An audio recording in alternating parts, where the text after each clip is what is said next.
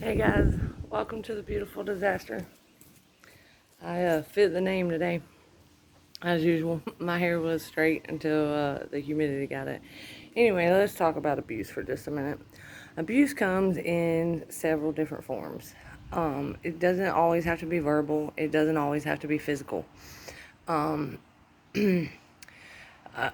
My mom, I think, abused me in every possible facet of the word except for sexually. And even I think some of the things that she did could be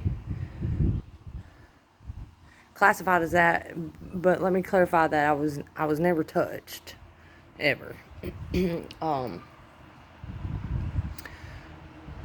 I just was required to stay covered at all times as if I had been abused, and made me question whether I had or not. But I think what it was is it was her precautions because she was sexually abused. But so overprotectiveness can be a form of abuse. But like my brother was the golden child, right? My mom hated me from birth. She got pregnant with me at 18.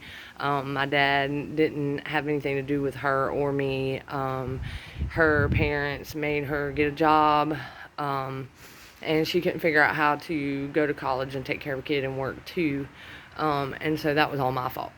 And I ruined her life because she can't go to school anymore, whatever, blah, blah, blah. So anyway, she loved my brother. She loved my brother to no end. And things went like this in my house. Like, I can remember I wanted to be a Girl Scout. I wanted to be a Girl Scout so bad. Or be part of 4-H or whatever, because there wasn't a whole lot for girls to do around here, and we never had the money, and she never had the time for me to be a Girl Scout. But my brother played sports. She had plenty of time to go to the rec park and do practices and be the team mom. So he played baseball and football. But I was never allowed to do anything like that. I joined the choir in 9th grade, concert choir in school, only because I was living with my aunt at the time, and my aunt paid for all my stuff and made sure that I got to the concerts and stuff like that. I was in concert choir for 2 years. 1 year I lived with my mom, 1 year I lived with my aunt. My mom literally maybe came to one concert. Left me and my best friend waiting on a ride after a concert one night because she couldn't stay. Her and my stepdad went and got shit-faced drunk and forgot that they're supposed to come pick us up. So that was nice and embarrassing. That was before cell phones. So we were locked outside the high school with no way to call and let anybody know where we were. They finally showed up. Just stuff like that. I was never allowed to talk. If I spoke out of turn, I'd get the shit knocked out of me. My brother was a hellraiser. And if he did anything wrong, I'm the one who got spanked because I was older. I was supposed to make sure he didn't do that. So that's just to say, like, that kind of shit right there molds our personalities. And just because we're not being beat on and we're not being talked down to constantly doesn't mean that we're not being neglected or abused. And it's not okay. It's not.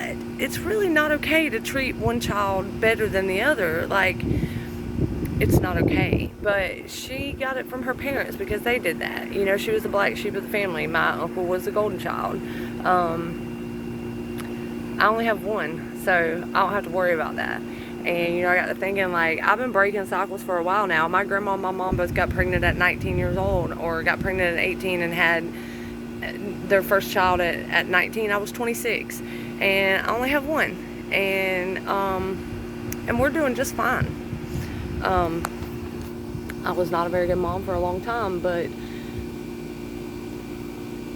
he understands, luckily. He's almost 14. He's amazing.